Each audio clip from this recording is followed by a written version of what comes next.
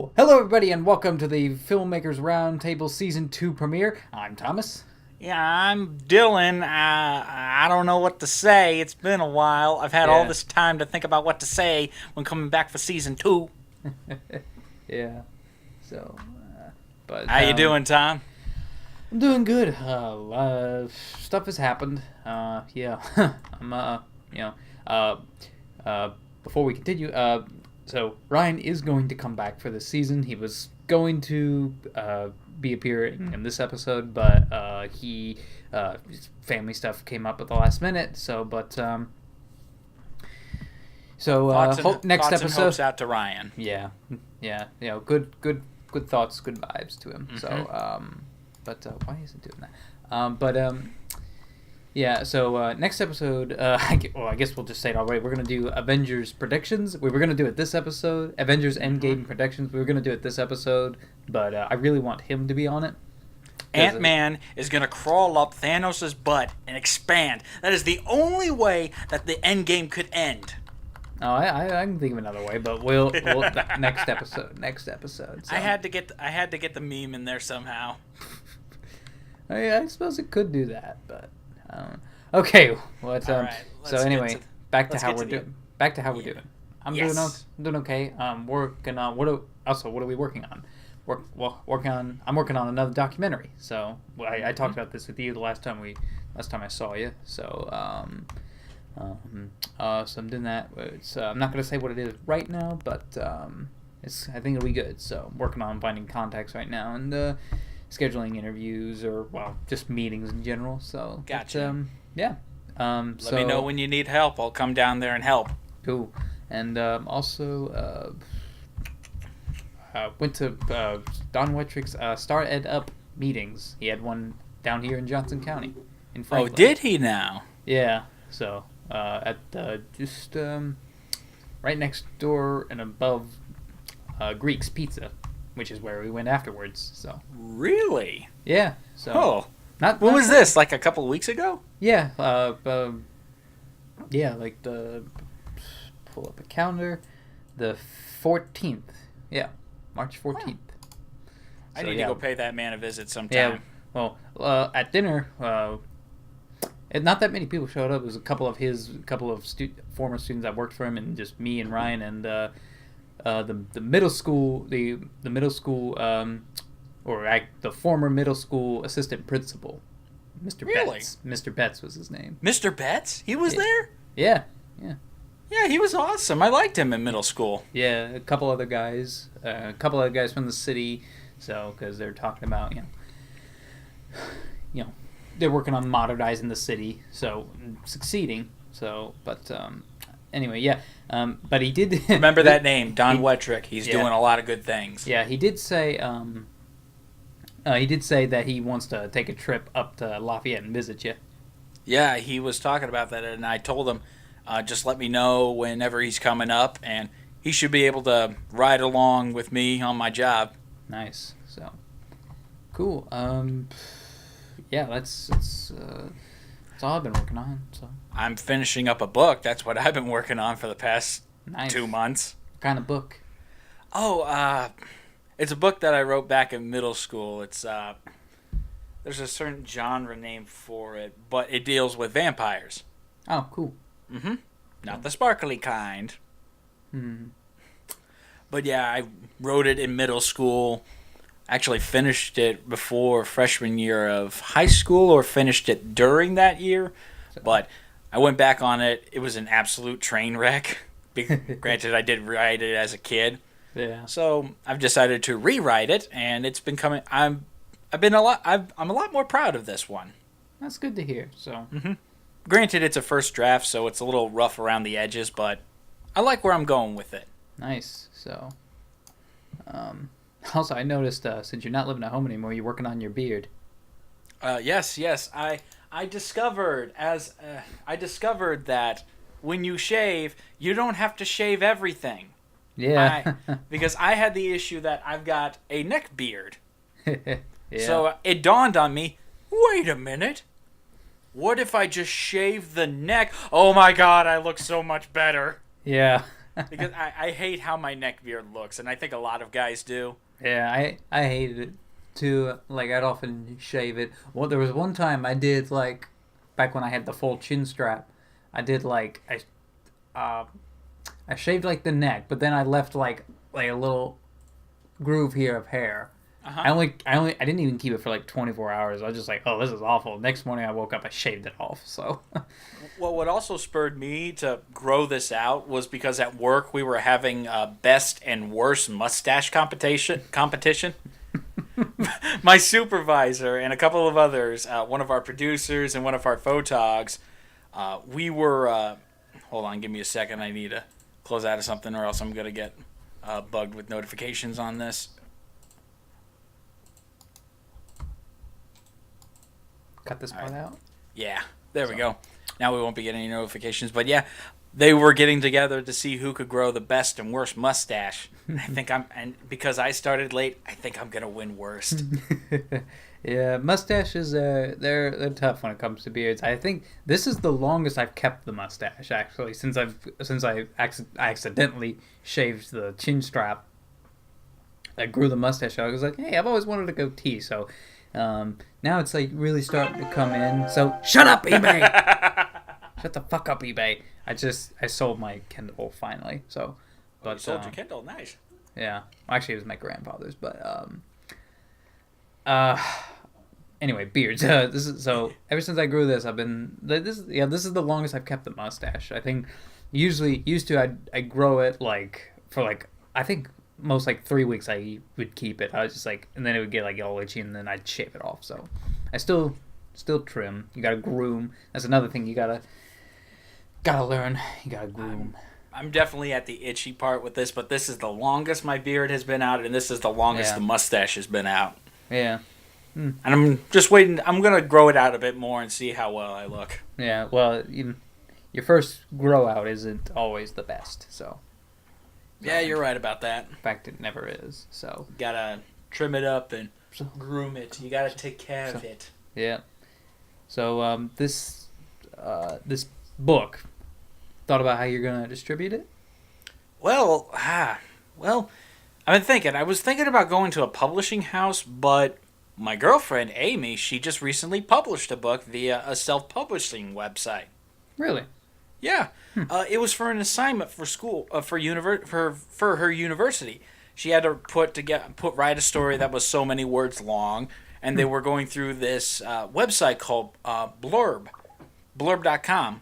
I'm pretty sure I'm pronouncing that correctly, but they publish a lot of things: art, photography, magazines, fiction, children's books. It's the whole deal. Yeah. Send in your manuscript that as completed and revised as you have it. Input a photo that you want as the cover, and they'll make copies for keepsakes or distribution. Nice. So that's interesting. Got a couple ideas for a book, but I don't know. Actually, that kind of spurs up a side thing I'm doing. Like a very very side thing I'm doing. It's something I touch up on here and there, but some people have asked if I'm ever going to do Dark Force again, do anything with Dark Force, and for right now, no. Dark Force is over, at least in terms of the old continuity I was doing. But, and this is a very, very big butt. Yeah, it's a very far side project. And it's a far-sighted project. But actually, I'd actually like to pitch it as a TV show. Mm-hmm. So, like a HBO or Netflix show. So, something like that. Like 10 episodes each, 5 or 6 seasons. Kind of like Game of Thrones. But, okay. I don't know. I have got characters. Some of the characters from the old is going to be in that one. But, again, we're talking years and years in the future. So you're talking something like this, somewhat of the same, well, the same characters except with all the Star Wars attachments stripped away. No. They'll be. It's a Star Wars show. Okay. Yeah. No. Which we have one coming out this year. So, the Mandalorian show, which stars a character that you'll meet in Game of Thrones, season 4, I think. Pedro. I won't say his name, but speaking of which, what is your status on Game of Thrones, young man? Piss poor. Have you gotten to episode 9 of season 1? I have not. I've been literally scattered brain, man. Look, I know it's not an excuse, it's an explanation. I've been honestly feeling Ding, shame. Yes. You don't even know what I'm referencing. Shame. But you will. I will. You know what? I'm biting the bullet because it's Friday night. After this, I'm just gonna binge the rest of the season 1. Well, you only got 2 episodes left. Yeah. So either way. Well, I don't know. By chance, do you have like Xfinity at where you live? Well, I do. Well, if only it was on Netflix. Yeah. Well, it's not. Well, no, it's not on Netflix. But I was just wondering because on Xfinity you can get it on demand. So I found that out because we got new cable boxes and everything. Or maybe I could drop $100 and get seasons 1 through 7 on DVD at Best Buy. Yeah, you could do that. So. Because I was there getting a gift from my brother. Yeah. Happy late birthday, Bryce, since this comes out on Monday. Happy late birthday, Ryan, too. So he's legal now. So. Oh. Wait, are you talking about 21 or 18? Yeah, 21. Okay. Oh, he's... What's his first drink going to be? I don't know. Probably that a Blue Hope at the AMC theater. But, I don't know. Okay, so, anything else you're working on, dude? Just a lot of side projects. I've been wanting to get back into... Well, I haven't gotten out of comic dubs and the like, but... And readings as well. But I just noticed that last night when I was recording something that I had that loud hum. And for the folks who don't know, before we did this episode, we were doing a lot of technical issues. We were dealing with a lot of issues with our audio equipment. I had this loud hum that was in the usual hissing that you get with some microphones, and depending on the environment that you record in. Like, my studio right now is not the best for doing this kind of thing, but I do have all the doors closed. But you were getting this low, not bassy hum, but it was like something was running in the background. Right. So. And I seem to have found a way to fix it, even though I don't have any noise-canceling material in this room. Cool. Well, actually, before you say anything else... Yeah? Technology, man. Technology.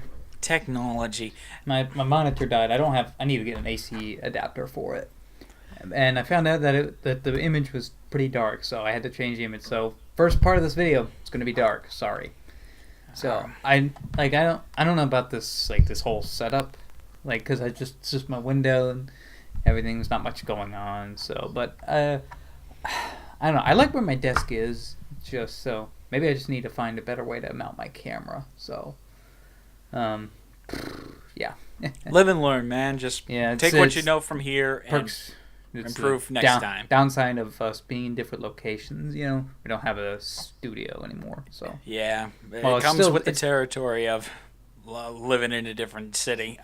It's just life. So yeah. But anyway, so anything else you want to say? What you're working on? Just a bunch of side projects.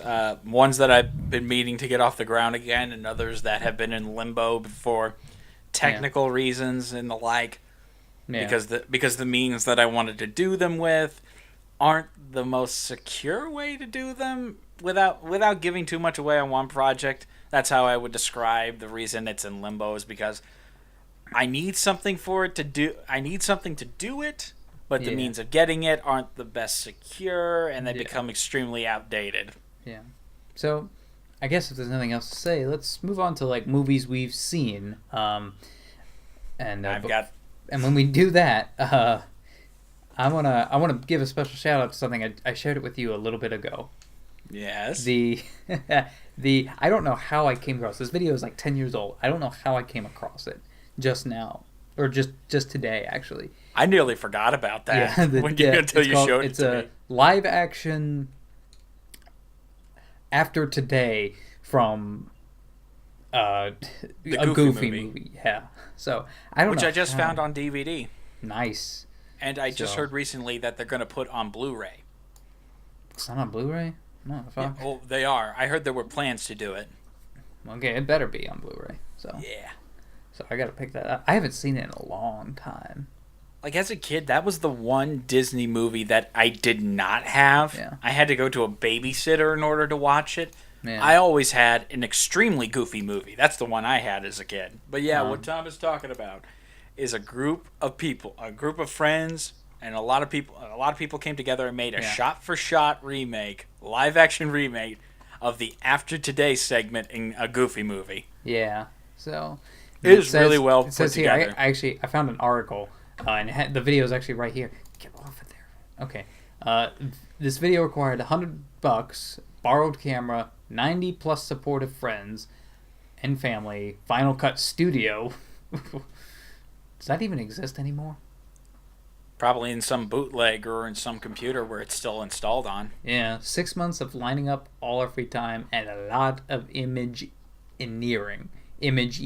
So, but yeah, and oh my god, it's like, and they have a commentary track. And I have watched that. Yeah, and it's like, oh my god, like just the dedication. It's like just the little details and the amount of effort that had to go into this. So Like for example, they couldn't they're in the actual movie. There's a part where Max is going past these two people in that little musical bit, and there's a stop sign on the left side of the road. yeah, Now, nowhere in America is that the case. right, So they had to choreograph the scene to be flipped horizontally, to be mirrored horizontally. right. I mean, it's a small effect, but it looks pretty good. They even have the comic book, yeah. Like and it is like to the T. It is so crazy, like how like weird planet, sea people, you need extra money, or whatever that ad was. Like it is crazy, and there's a little tribute to DuckTales. So, but man, it's like, and because you see there's these videos they come up all the time of like live action renditions of Disney songs and things like that. Mm-hmm. But they're just people in normal clothes and everything, and it's just by the numbers. It's kind of like something somebody would blow off in FCTV back in the day. So Like it's like a standard music video for like a pop rendition of a song of one of those songs, something like that. yeah, probably. Or well, I mean, Kind of like what Lou Albano did with "I Want to Be Like You" from the Jungle Book, yeah, something like that. So where the music video really didn't have anything to do with the original song, and it was just his cover. Well, more what I mean is just like they just lip sync to the whole song and everything. So there's editing into it, but you get the point. So yeah. It's just kind of pretty standard. Yeah. So. But yeah. But check it out, folks. Yeah, you really see the effort in this. Yeah, it's obviously it's low budget and everything, but they just got like if they needed a school bus, they just said, "Oh, we asked." So just asked. So there's a charm to inspiring. low budget. There is a charm to it. Yeah. So, and the actor they got to play Max. Is that his name? Yes, Max. Okay. Maximilian Goof. Yeah. And perfect. Oh, and they got real pigeons. Yes, they did. I was like, I was rewatching that part. I'm like, those real pigeons? Those are real pigeons. Yeah. And they just fly, and they did like one take of them flying up from that above shot. So, like, check it out, people. It's definitely. very charming. A lot of dedication. And like, what I love about that in the commentary track where they talked about how they wanted to start, how they were going to initiate the change from 2D to live action, where they tried to get Tinkerbell to be it, but they couldn't get it to look right. So instead they went with the part where Goofy kisses Max. Yeah. So, and they said that, like teachers, they show this in like their film and video production classes. So that's crazy. We never found this video during that time. So I can't remember when I found it, but I think it would have to have been when I was on a little bit of a Disney kick with their songs. Right. Yeah. Yeah. I mean, this came out in December 15th, 2009, and it has 3.9 million views. So 2009? yeah, so it's nearly 10 years old. So I'm old. I'm old. We're all old. yeah. Okay. Okay.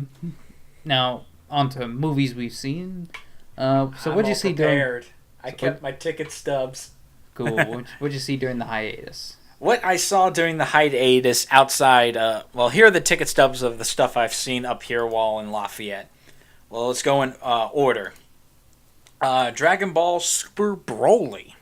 That was one of the first movies that I saw here at the local theater, and when I found out that it plays foreign and anime films. Nice. It's awesome. I've heard so. I know. If you haven't seen it, go see it. If you like action, go see it. If you like Dragon Ball, go see it. I like action. Never got into Dragon Ball, so. To each their own, man. I like the appeal of Dragon Ball. That's like, it's just kind of I just find it kind of appealing. It's kind of just it's straightforward, but it's good fun. Nice. And that's Dragon Ball Super Broly in a nutshell. Straightforward, super fun. Granted, it doesn't suffer to a very heavy degree of feeling like an extended episode of the show. Are you falling asleep? No, I'm not falling asleep. I'm trying to adjust my chair. There we go. Okay. Why'd you think I was falling asleep? Because your head was going down to the desk, and I'm like, oh, he's doing one of these things again where he's going to edit it later. No, I wasn't doing that. My chair has like a little thing where if you adjust it, you can, stop the tilts, which I don't want to tilt right now. I got you. The chairs at work, they have the same thing, and I sometimes accidentally get knocked out of it, and then I go flying back. Yeah. But yeah, it's straightforward. It's super fun. It does suffer a little from feeling like an extended episode of the current Dragon Ball Super show that's going on right now. But I think that would be the one of two issues that I could see. Some of the dialogue was only there to catch people up, and at times it didn't feel organic. So that would be the only two things that I would say about that film. But it's awesome and it's fun. Get it on DVD this April. Cool. All right. Next one I saw, Captain Marvel. I thought it was I also saw that. Yes, you did. We actually were talking about that a little bit about that at Dairy Queen the last time I was down there. Yeah. Mhm. I thought it was a pretty good flick. It was all right. I don't know. I don't know. No, it was a good flick. I think everybody's kind of in the mood for Endgame. I think the fact that it's sandwiched between those two. Yeah.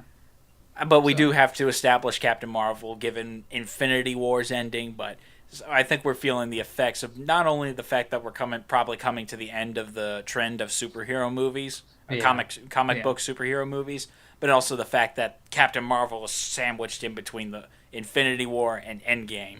Yeah. But all in all, still a good flick. I'd say give it a watch.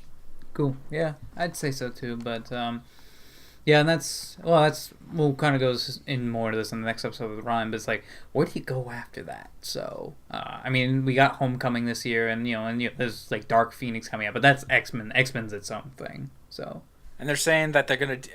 There was a tweet from I think it's from the lady who is playing. Dang it, I can't remember her name. Jean, is it Jean? Yeah, Sophie Turner. So she's in Game of Thrones. She was saying that this is going to be the Dark Phoenix arc from the originals done right. Okay. I don't know anything about that, but anyway, we'll talk about that on another episode. So. Yep. I saw one more. And that was Captive State. I did not hear that. Yeah, I only found out about its existence when my cousin came up here to visit. Well, came down here. He lives in Michigan. So he came down here to visit, and we were going to go to the movies. we saw Captive State because everything else we had kind of seen.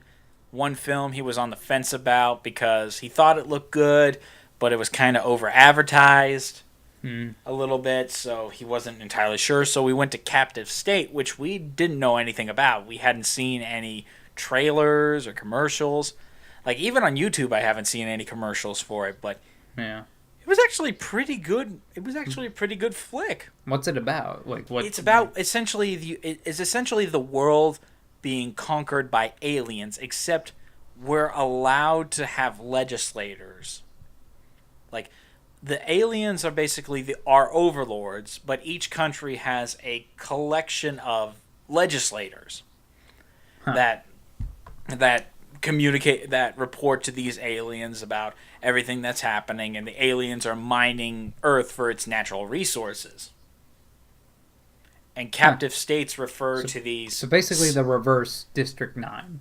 Yeah, kind of like that. Yeah, now that you mentioned, I really like District 9 because a lot of the places have been reduced to slums, and then they've got these. Yeah, very much opposite because instead of a slum being walled off, it's a whole city where it's just nothing but mining facilities for the aliens. It's kind of interesting. Yeah, it's got John Goodman in it. Ah. Mm-hmm. I unfortunately don't know the names of the other actors. Not anyone that I recognized. Let me pull that up real quick.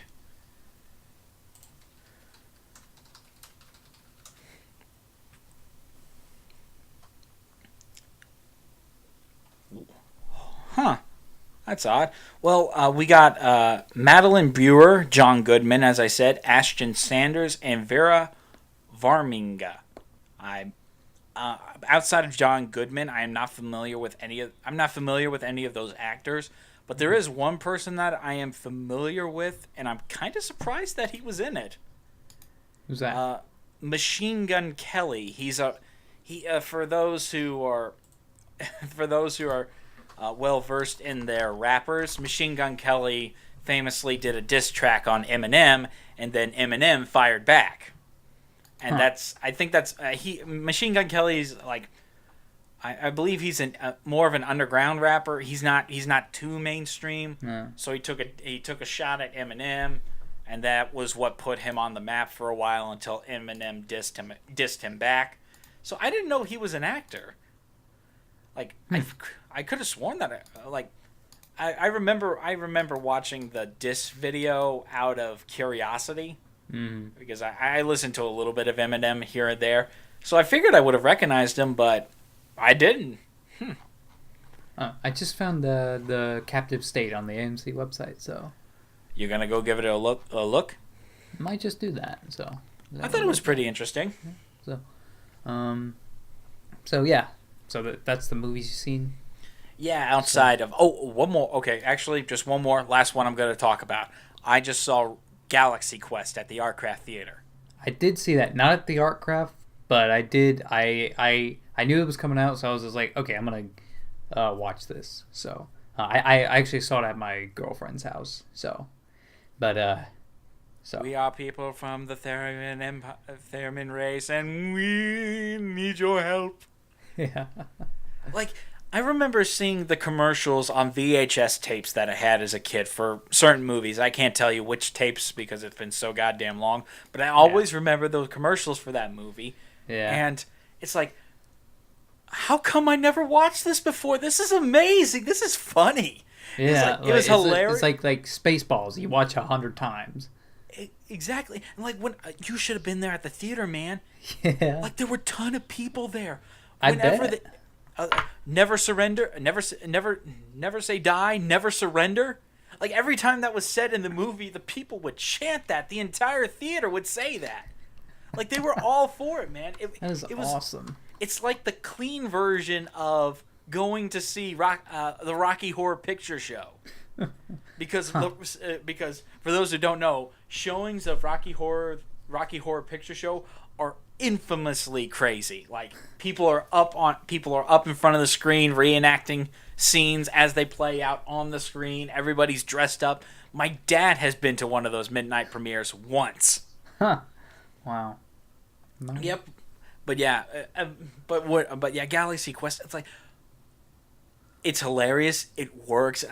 Alan Rickman as a British thespian theater actor who is above what he is doing, and that's not too far off from the actual reality. Alan Rickman did not like sci-fi as a genre, but you know why he did the movie? Why? He found the script hilarious. Huh. And it works. Interesting. And then you got funny man Tim Allen. Yeah. Who's always a treat to see in movie roles. Yeah. And then Sigourney Weaver. It's like, she's in this? And she's really good. Sigourney Weaver is another one of those actors, when you see her, you're like, I know I'm going to get a good performance out of her, but then you find out she's in this? Well, hot damn. Yeah. What I love about it, like the bad guys in this movie, they're not CG, they're practical puppets. Yeah. Like full body suits with puppetry to them. Yeah. And I like this little thing that they did. When they show the TV show in the universe of the movie, like the CGI is terrible. Right. But it makes all the rest of the CGI and the rest of the movie look really good by comparison. I thought that is a good trick right there. Like prop up your CGI by giving people another comparison of something that looks really bad. Yeah. It's like, that is awesome. Like, that is clever. Good on you. Yeah. Yeah. And it's like, and I can't say this enough, it's hilarious. Yeah. It's like, I was laughing out loud in the theater. Yeah. I want to get that. I'm going to go to the record shop here in Lafayette and see if I can find that on DVD. I need that movie in my collection, man. Yeah. Yeah. So, but aside from that, that's the movies I've seen. What have you seen, my man? So, I don't know if I talked about, I haven't seen too much, aside from Captain Marvel and Galaxy Quest. Time is just, not permitted, but, life happens. Yeah, but anyway, I don't know if I talked to you much about it. The autopsy of Jane Doe. You did. You have mentioned that to me, that you were really impressed with that. You were actually unnerved. Yeah, I was actually scared. Like, oh shit, this is. Whew. And for reference, for those who have listened to this podcast, he's not really a huge fan of horror. This means something.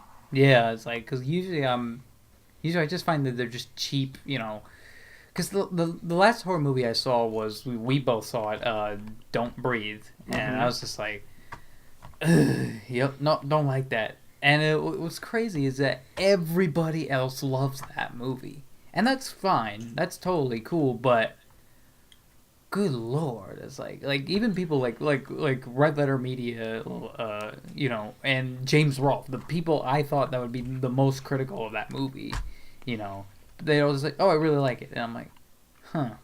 Okay. You're in the situation of every Beavis and Butthead fan who all the critics love that movie, love Do America. You're in that position, my friend, or something like that. But I've never seen Do America, but. Well, I'm just talking about the situation that the critics, you figured, wouldn't love it, but they did. I mean, I didn't think critics would hate it, but it's just like, for how much it's being hyped up, because they were saying, like, oh, it's one of the best, most original horror movies that have come out in the past decade. And I thought it had some clever elements to it. Oh, yeah, yeah. And I think you and I agree that the twist of that movie is like... Yeah, we talked about this in, like, the first episode we ever did? The first episode of the first season. Yeah, we did, where the twist wasn't really a twist if you followed the logic of the antagonist. Yeah. I mean, it was unnerving. I'll give it that, but not really a twist. It's like, no, I could see that. Yeah. But we've talked about that in length. Yeah. So. Oh my God, Mad Men, shut up. So. Mad Men, glossy, admin. It's not the thing. Okay, so other than that... it's sung to the tune of it. Okay, so other than that, if there's nothing else, let's move on to our main topic for the day, and our final topic for the day. Mm-hmm. We're going to do another rendition of Box Office Crunching. So. Box office crunching. Before we're gonna do the winter mostly holiday season 2018 and spring of 2019. Before we get to that, I want to just give an update on the last box office crunch we did, and that is 8th grade. We didn't give like a full budget on that because I couldn't find any sort of source confirming what the budget was. But now I do, and I believe I sent it to you. You did. I told it to you. The budget was only $2 million. So now, okay, only $2 million, but you got to put that in perspective. The budgets for an average film, Sundance and South by Southwest, it's like $200,000 to $5 million. So up to $5 million. So it's about in the range. So that was pretty good. Now of course we don't know how many films of those get accepted or not. Of course. But still, that's pretty good. So $2 million. With the domestic gross of $13.5 million and profit $11.5 million. So it did pretty well for an independent film that got a limited release. So, of course. So, but okay, let's move on to the winter-spring box office. Surprise me! I'm ready to be surprised. Yeah. We'll do this. We'll do this like every season or so.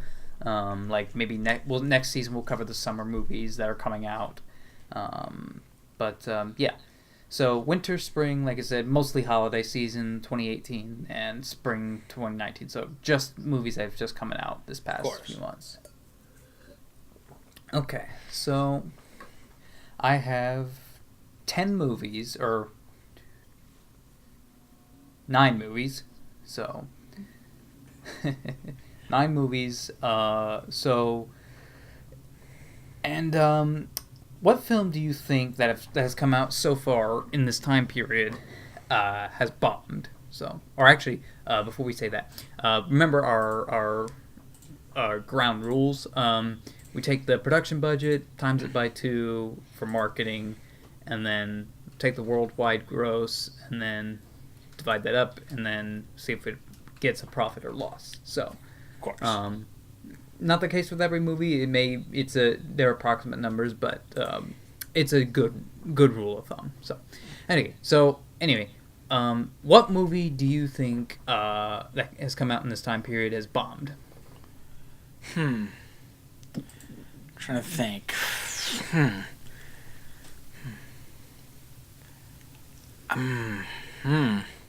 That is bombed in like a time span, maybe the last 5 months, roughly. Like holiday season to just now. So, and by the way, movies that most people would know of. Anticipating. The Grinch. I don't have numbers. I don't have numbers for that, but I don't think that bombed. I don't think it was very high, but I don't think it tanked. So, I only have one film on here that bombed that I think that I want to bring up. So, I'll just say it. Go ahead. The Lego Movie 2. I can see that. Yeah. So, because people were talking about when that movie came out that it wasn't doing well at the box office. Yeah. And a lot of people threw out the suggestion that people are kind of getting tired of that kind of humor. Like that dry, off-color, meta kind of humor. I don't know about that. But I don't know. I haven't seen it, I'll be honest. But anyway, it was a pretty good flick. But budget of $171 million. Mm-hmm. So times that by 2, $343 million, and then the total worldwide gross of only $179 million. So and a projected loss of $164 million. So that's the one film that I have on here that is worth bringing up, that lost money, but everything else made money. Okay. So there's one film I want to talk about that everybody misconceived as a flop, and that's Alita: Battle Angel. Yeah, that was actually. I thought that. Yeah, I didn't think that. Well, no. My personal opinion aside, I thought that movie was pretty cool. But I heard from the talk that I was seeing on social media, like Twitter, I saw people who were really enjoying it. Like Yeah, people were saying that it was better than Captain Marvel in some circles. yeah. That's another thing we'll talk about. But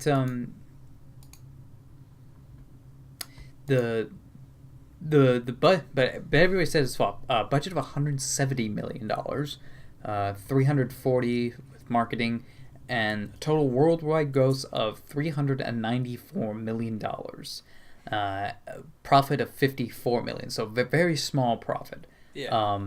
But so everybody says it's a flop. It's not entirely true. If you just look at, but domestically, which I have numbers here for, domestically it made only 82 million here in the United States. 82 million. Yeah. Okay.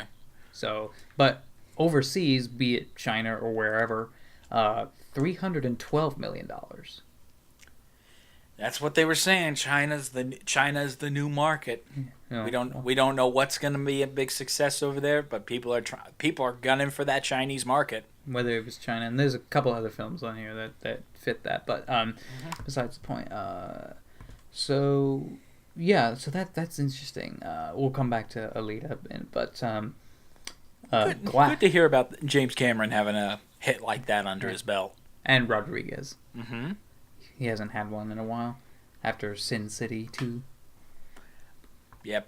And so anyway, so How to Train Your Dragon 3. I saw that in theaters actually. Nice. And I have not seen any of the first two.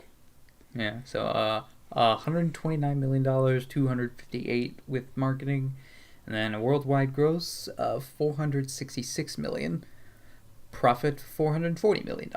So that made money. Yep. Glass. Okay, Glass. I heard a lot of people were pretty decisive about this one. Yeah, budget of only $20 million. 20 million. So $40 million with marketing, and then total worldwide gross of $246 million, profit $396 million. Nice. So That's yeah, good. That is good. yeah. But I've heard critically people were pretty decisive about that one. Like I've got a guy here at work, big film nut. I'll have to introduce you to him. Yeah. But he was really looking forward to that because he loved Unbreakable. He loved Split. And he was really looking forward to this, and then he was like, "Nah." So that's how people either loved it or they didn't. That's what I've been getting. Spider-Man Into the Spider-Verse. Oh, this is not a surprise. Then We did see that. yeah, this is not a surprise. Budget actually was only $90 million. So. Really? Yeah. 180 with marketing, and worldwide gross $370 million, profit $190 million. Oh, Which apparently it was enough to warrant, because they are doing more of those movies. So I'm up for that. oh yeah, That's absolutely. in that style. I'm up for it. So Captain Marvel, budget is, I've done calculations for both ranges. Budget between 152 to 175 million. So 304 or 350 with marketing, and then total worldwide gross of $789 million. Profit between 485 and $439 million. So yeah. Now the last two films I want to bring up are Bumblebee, actually. So Which I did see shortly after it came out. haven't not seen it. I think I probably will get it on Blu-ray, or at least give it a rent, which is more than I'm going to say for the other films. Yeah, But, I think Bumblebee. I think you might be a little bit surprised with Bumblebee. Right. Okay, the way I would put it, it has. There were parts that I knew Michael Bay had his. You could see his fingerprints, but they weren't all over. That's how I would describe it. Well, anyway, budget actually surprised me. Budget was only $135 million. Really? So, 270 with marketing, and then total gross $462 million, profit $192 million. So and Nice. that's surprising with the budget, because usually the budget for those films is, well, because I mean that's lower than even the first one. The first one had $150 million budget, and then the rest have been at least $200 million. So Well, you got to get all those explosions in there. oh god. And then the worldwide gross also is worth noting, because the I believe the third one, Dark of the Moon, that is the worst title in the history of film, and It's like they could. It's like they couldn't say Dark Side of the. It's like they couldn't say Dark Side of the Moon. Wait, is that out? Yeah, it is called. Okay, yeah, I was thinking of the Pink. It was like they can't call it that because of the Pink Floyd album. But anyway, well, they could have referenced Pink Floyd in that. They probably could have. But anyway, the third one and Age of Extinction, those grossed like 1 point something. Those grossed like $1 billion. So Billion. and then the Last Night, I think, did like 800 million, and then this one did half of that. So yeah. That's kind of telling. Hopefully, the reign of these movies are almost over. So I thought they were over when we lost. I thought they were over when we had Marky Mark as one of our main pro tags. well, Because I remember but the originals. they still kept making them. Of course. You mean when we lost Shia? I thought because I thought they didn't get as much coverage when Shia left. Yeah. Because when the first one came out, that was an event. Second Yeah. one, somewhat of an event. Then the third one, just the things kind of tapered off after a while. Yeah. So But, I always assumed that the reign ended when things started to taper off coverage-wise. Yeah. And the meme, Michael Bay loves his explosion, was born. Yeah. So, but yeah, that's how it is. So Yeah. we'll see. We'll still see what the other films get. So anyway, the last film we'll talk about, Aquaman. Budget also has a range between 160 and $200 million. Mm-hmm. 320, 400 marketing, and then a total worldwide gross $1.14 billion. Well, hot damn, DC. Yeah, profit. You're doing good. Yeah, profit between 744 and 824 million. Now, I wanted to bring this up because both the worldwide gross and the profit is nearly double of Batman v Superman. Yeah, Batman v Superman grossed about $830 million, and then profit of, I think, 400 million. So yeah, so like I said, both the profit and the gross doubled. So Batman v Superman, the movie that was made more than Batman v Superman, that was supposed to be the biggest movie ever. So yeah, Isn't that ironic? That's yeah. Aquaman. Beat out both, not just Superman, not just Batman, both. Yeah. And including Wonder Woman, too. Yeah. I don't know what Wonder Woman did, so... She infiltrated Bruce Banner's servers and got information. No, I meant the movie. I meant Bruce Wayne's server.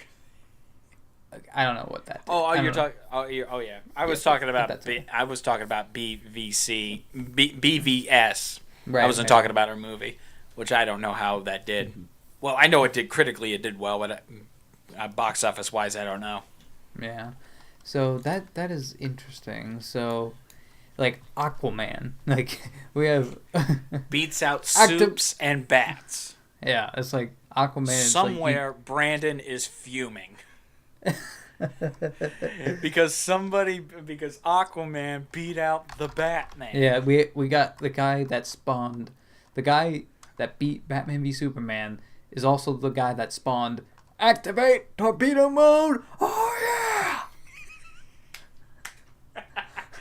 What a time to be alive, man. If you want to grow up big and strong like me, you gotta make room for seconds. Oh man, I was about to say something sad, but I don't want to. You're The actor. Yeah. Godspeed, you magnificent bastard. Yeah. Well, okay. Wonder Woman did $802 million at the box office. Budget between 120 and 150 million. So, yeah, actually, it still probably did a little bit better than Batman v Superman. So, but yeah. Well, how about that? Yeah. So it's crazy. So, but yeah, this really shows that where we are with movies. So, and so. You know, this really kind of the ages. This decade was really just superheroes. So it was. So, and I'll go a little bit more into this in the next episode, but it's like, I don't know about you, man. I'm ready for a break. I think it's time. Yeah, it's time people. Let's can we keep it to like one movie per franchise per year? You know, like one X-Men movie, one Marvel, one DC movie. You know, can we just go back to that? You know. Folks are saying we're starting to feel the effects of superhero fatigue. I've been feeling it for years, man. I mean, I still enjoy them, I still see them, but oh boy, it's been it was rough. So I think let's let the dramas and the comedies come back to the limelight. Let's let a comedy win an Academy Award. Yeah, let's see something like that. Yeah, and the Red Letter Media was talking about this in their latest episode of Half in the Bag, and saying like even like the Judd Apatow movies and the comedies and the other dramas, haven't really gotten all that much attention. And they talked about was it Pendleton on it was a movie on Netflix. That they had to seek out. So okay.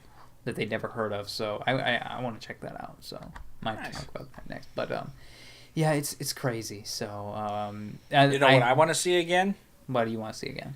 Like, I want to see... I know you're not a fan of the genre, but I want to see the horror genre get another Academy Award to something. Because horror has only ever gotten an Academy Award for the special effects in An American Werewolf in London. Yeah. That was the only time the horror genre has been nominated for that. Well, that's kind of the only other thing that's really spawned this decade. Oh, wait, I'm wrong. Exorcist. Movies. Exorcist. I forgot about that. Exorcist was nominated as well. Yeah. Well, yeah, horror movies, they've also boomed in the past few years. So, it's just, it's fine, but it's, superheroes, they've had their time, and they've bounced back from the horror year, from the dark ages.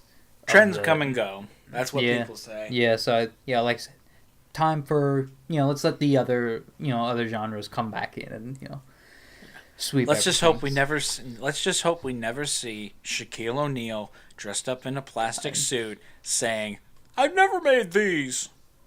3 times. Yeah. So, but no. Shazam, that's one I don't know. You mean Kazam?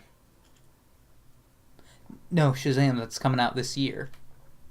Oh yeah, Shazam. Oh, I thought you were talking about that Mandela-induced movie with. No, we don't talk about that movie, Dale. Okay, we don't. But anyway, because it never existed. No. I don't know. I might set that one out. I don't. I think I made this joke to you last time I saw you, but the guy just looks like Jimmy Fallon, and I don't hate Jimmy Fallon, but it's just like that's not what I think of when I think of like this kind of superhero. Do you know anything about Shazam? I know the only thing about Shazam that I know is that he's a kid, turns into a big superhero when he says Shazam, and that's about it. I can feel. I guess there is a fan base for it. So. Well, there's any character from DC or Marvel, even some of their secondary B characters have some fans to them. I guess that's kind of the only direction they can go from now on out. I mean, there's no way. I mean, I'll bring this up in the next episode, but there's no way they're going to top Endgame and Infinity War. unless they really have the balls to do something super, super drastic, like the ultimate gamble, you know. But I don't think that's gonna happen. So, but I don't know. Only time will tell. Yeah. So, and also, like, I think we commented on about this when we were at Dairy Queen having a blizzard talking about this. Yeah. You can feel the influence of Deadpool. Yeah. On Shazam. Oh yeah, I did mention that. Yeah, it may be just us projecting onto it, but I do get a kind of a Deadpool vibe from how the kid is acting. Yeah. Just how both he and Shazam are written. Yeah. And I also talked about how Shazam is the superhero version of Big. Yeah. Think about it. Yeah. Think about it. See it. So, but I don't know. So, well, I guess I don't think if there's anything else. I've got nothing else, my man. Nope, I got nothing else. Outside of other movies that I've gotten on DVD. I guess this will be a to be continued for episode 2 of season 2. To be continued. So, well, folks, thanks for listening to the season 2 premiere of the Filmmakers Roundtable, the podcast dedicated to films, filmmaking, and getting insight from filmmakers working in the industry.